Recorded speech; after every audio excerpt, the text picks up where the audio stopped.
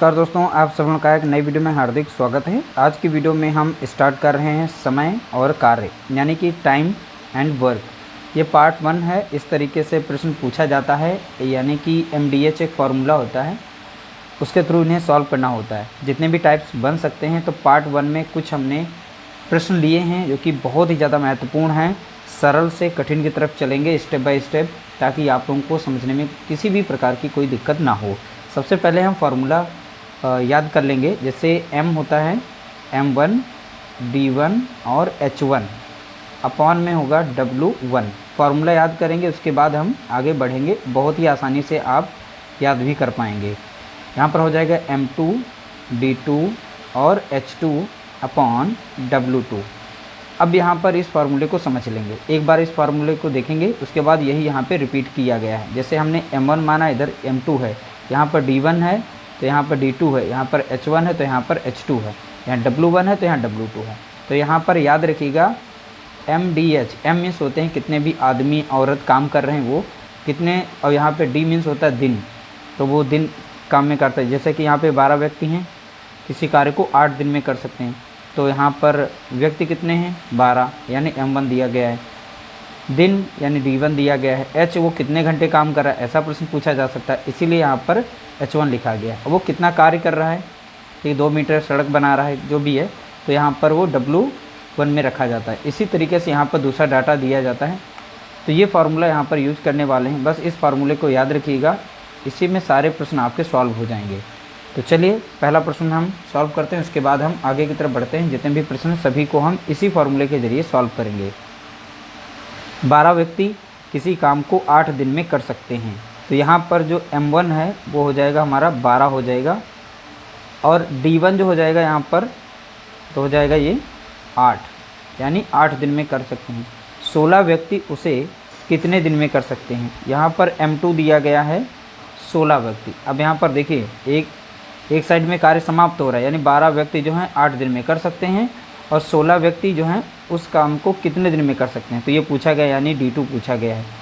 अब यहाँ पर याद रखिएगा जो वैल्यू दी जाती है, जैसे m यहाँ पर व्यक्ति दिए गए हैं, दिन दिए गए हैं, लेकिन आवर नहीं दिया, घंटा नहीं बताया गया है, तो हम इसकी वैल्यू नहीं इसमें रखेंगे।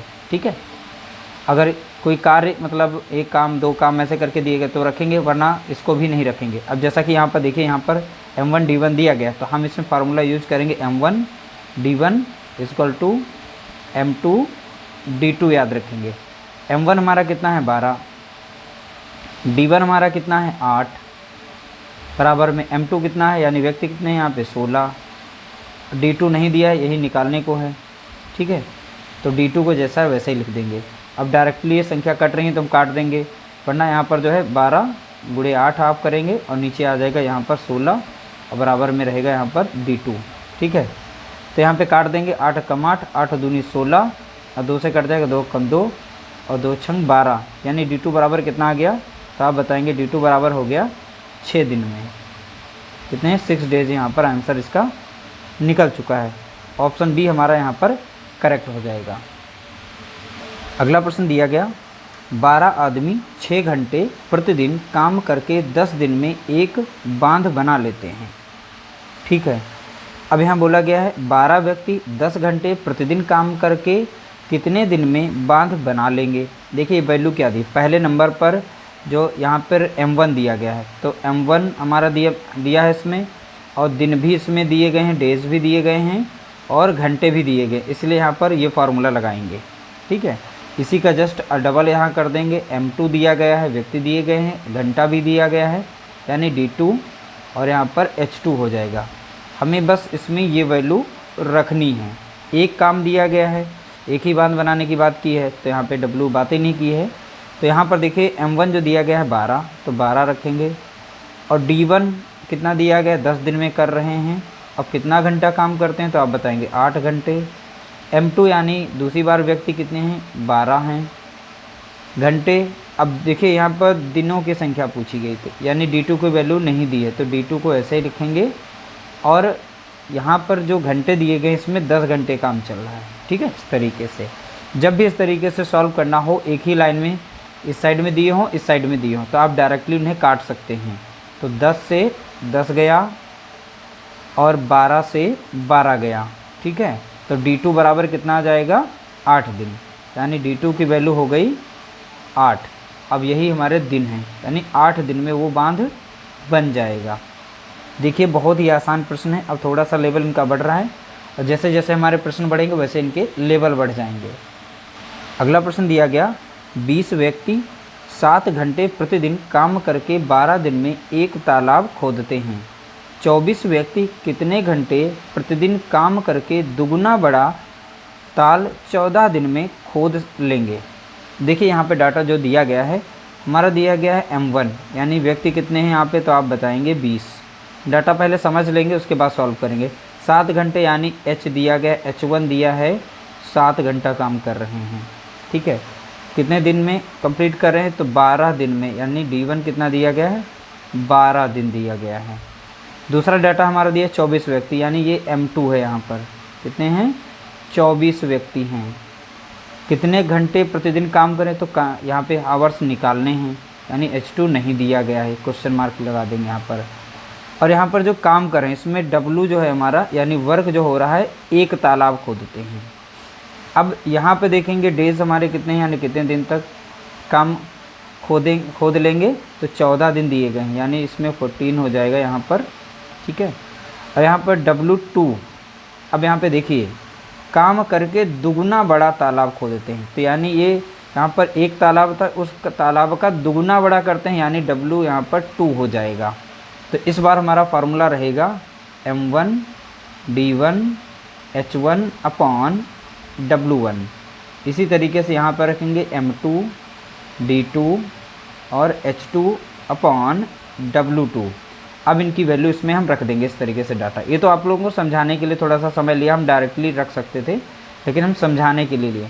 M1 हमारा कितना था यहाँ पे 20, D1 हमारा देखेंगे कितना है 12, और H हमारा कितना दिया गया है 7, अपॉन में W1 कितना है 1, बराबर में यहाँ रखेंगे। M2 कितना है 24 गुणे D2 कितना है 14 दिया गया है, ठीक है D2, तो 14 लिख देंगे। और यहाँ पर दिया गया है H2 नहीं दिया गया, तो H2 को ऐसे लिख देंगे, अपॉन में यहाँ पर W की जगह पे क्या रहेगा 2 रहेगा। अभी हमने बताया था ऊपर ऊपर की संख्याएं कट सकती हैं और नीचे नीचे की कट सकती हैं संख्याएं, हम काट सकते हैं।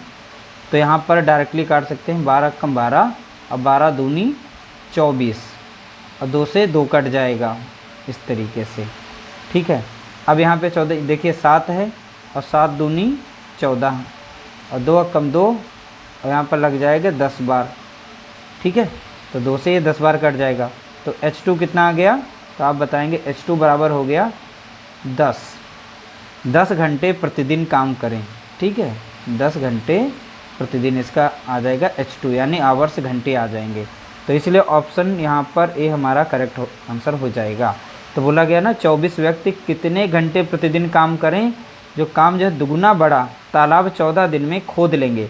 तो कितने घंटे प्रतिदिन, तो आप बताएंगे 10 घंटे प्रतिदिन अगर काम करें तो दुगुना बड़ा एक तालाब 14 दिन में वो खोद लेंगे। इस तरीके से यहाँ पर H2 निकल आया है। अगला प्रश्न दिया गया, 24 मजदूर 8 घंटे काम करके एक सड़क 15 दिन में बना लेते हैं। 48 मजदूर 6 घंटे प्रतिदिन काम करके उससे 3 गुनी लंबी सड़क कितने दिन में बना लेंगे। ये सेम क्वेश्चन नंबर 3 की तरीके से है।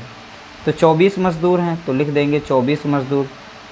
अब यहाँ पर कितने दिन, यानी 15 दिन लिखेंगे। फिर कितने घंटे काम करते हैं, तो 8 घंटे काम कर रहे हैं।